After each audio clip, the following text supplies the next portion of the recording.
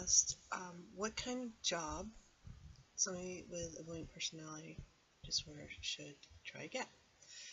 And that is a really hard question. And I've been thinking about it, and I still think this is gonna be like a cop-out video where I don't give you a straight answer. This is why I was talking yesterday about how you can't compare yourself to other people, and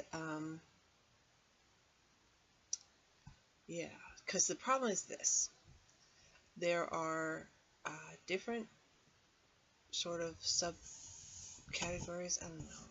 It's a bad way of putting it, but I mean, there are differences between avoidant people. You've got the overall sort of shorthand description, which is to say avoidant personality disorder, but that's not everything about you. That's not your entire personality, obviously. That's just like a group of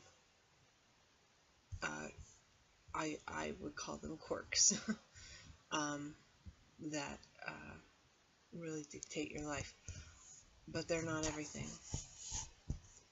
You know, you could be a cat person or a dog person or a lizard person or a, you know, no animals ever near me type person. All those things are very possible with, you know, different varieties of avoidant people. So to say this is the one job that would work, that would be nuts for anybody to say. I wish there was a perfect job, but there isn't. So rather than say, go do this, these are some of the things that you should really pay attention to. Is,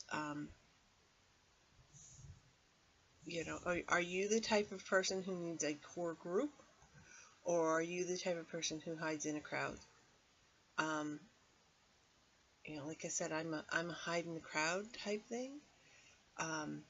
So back in the day, I used to have an office job in a cubicle, and even though my actual work was very data driven and I didn't really interact with people because it was in an off setting and I had lots of people talking behind me and being friendly, unbelievably stressful, terrible, awful, to the point where I've been told point blank by my doctor that I am never ever allowed to work in an office environment again.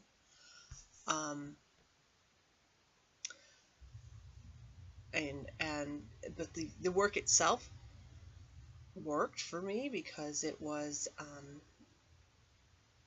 you know, it wasn't sort of like what my calling was, let's put it that way, but it was very satisfying in the idea that I would have a job and it would be able to be completed and be done and done.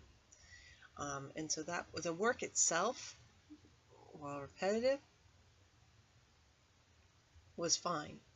But even when I didn't have to interact with people, I mean, I would have like, you know, an office meeting once a week or something like that. You know, I would spend probably less than 5 minutes a day on the phone with people. It was still, it wasn't actually the, like I said, it wasn't what I was doing that was interacting, it was overhearing other people. It was unbelievably stressful, and the assumption that you were going to have like office mates, for me that was hard. And yet I've had other jobs where I was really, truly, completely, totally by myself, and the problem with that is that, you know, it's gonna really come off as weird what I'm about to say, but avoidant people are kind of people when it comes down to it. I mean, it's like you do want to have people in your life. you just don't feel you're worthy. And so you can kind of get like a hit off of being around other people. So if I'm completely isolated, no interaction with anybody, then, bad things happen. I basically go a bit mad. So that's the other thing to keep in mind. Are you the type who can really truly be like so isolated and introverted that it's better for you to not have any interaction with people at all? And what kind of interaction works for you? For me, it was, like I said, it was hearing people in the back. So if I could do like a virtual office where I didn't have to hear my coworkers, I could probably pull that off. But being in like a cubicle situation did not work for me. Being around people where I hear all the time, I'd like to be a therapist as an avoidant person.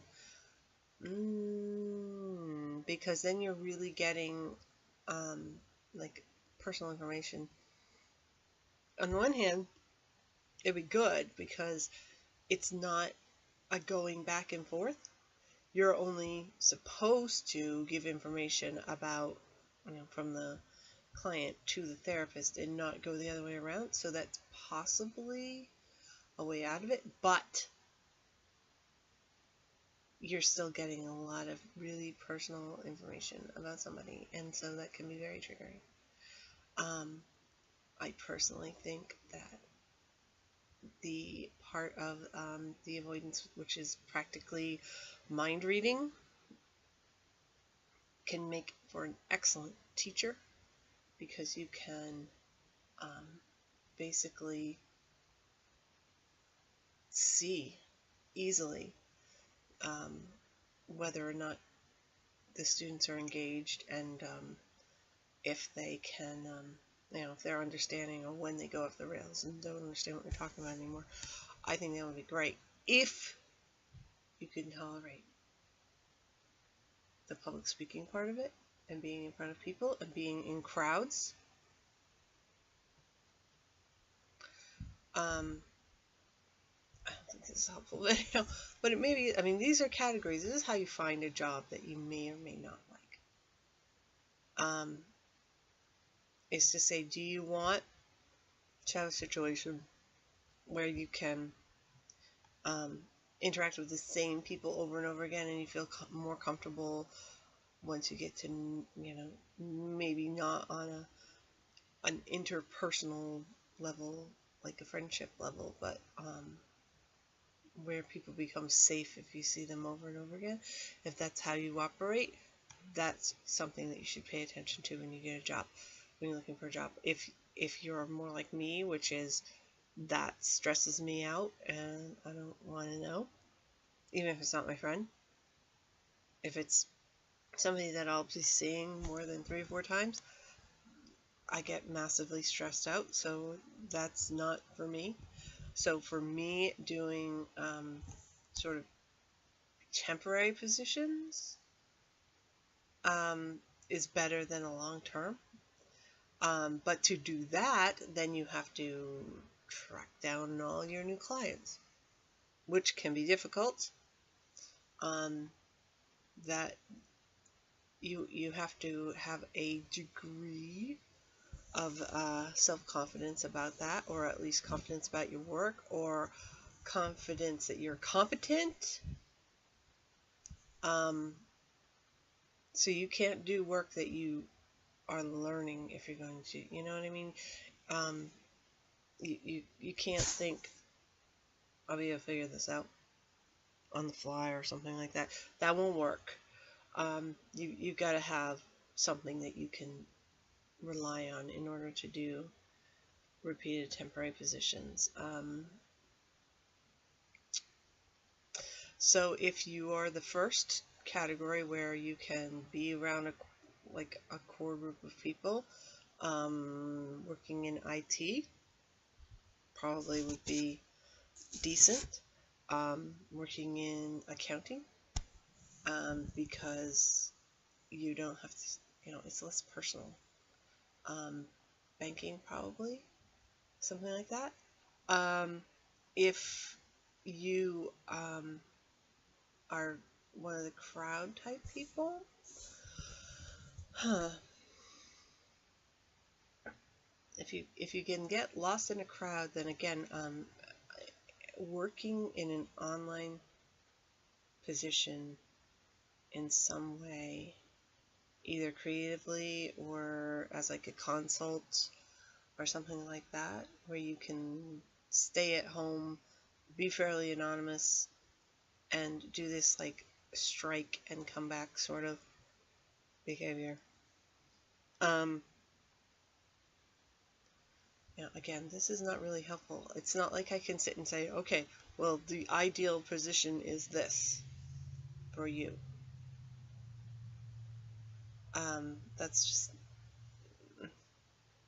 That's impossible because, and again, of course, you have to be kind of interested in at least a little bit to further suit. There's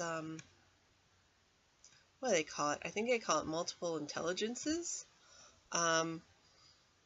which is things like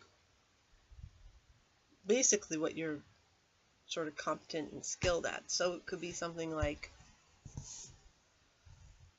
are you good outdoors? Are you good with your hands? Are you good at that sort of thing, as opposed to just straight up, are you good at reading and writing and arithmetic and all that stuff? Are you good with animals? Things like that. And broken record here, but one way to really see how you're going to react in these kind of situations is to volunteer. And I've done all kinds of volunteering, which sounds like what? Like, I got stuck at an airport once, and rather than sit in the terminal, I made a few calls, found a nonprofit that needed somebody to stuff envelopes, and I went into the city and sat and stuffed envelopes and literally didn't speak to anybody. I literally just, it was killing time. This was before smartphones. But I mean, yeah, just sit there and stuff envelopes. And you can see, is that tolerable or not? So those are the kind of categories that I would try to figure out for yourself. What would be kind of a good match. You can get a job and you can be absolutely miserable. And I had jobs that I stayed in literally for years because I didn't have sort of the feeling that I could do anything better. I mean, even people saying, oh my god, you're really good at this other thing. What are you doing wasting your time here? And I still stayed for years because I didn't think that I was worth anything better. Being underemployed used to actually be part of the DSM for avoidant people because they don't ask for raises. They just sort of stick with what is going on. So I'm kind of a hypocrite. I'm taking them right now. I'm kind of a hypocrite. But I do see it sort of the same way that you would look at a new therapist, which is that, you can fire your new therapist anytime. You can get a new job. Yes, it sucks looking for a job, going through the interview, feeling like you're being judged. And that's why I would recommend trying little volunteer opportunities just to see if you can start out your search at in a better way than just a stab in the dark. But yeah, you can always quit and get a new job, and if it's intolerable, even though it's really hard for me to do it, okay, I'm a hypocrite here, I do recommend trying to get a job that matches your personality as much as possible.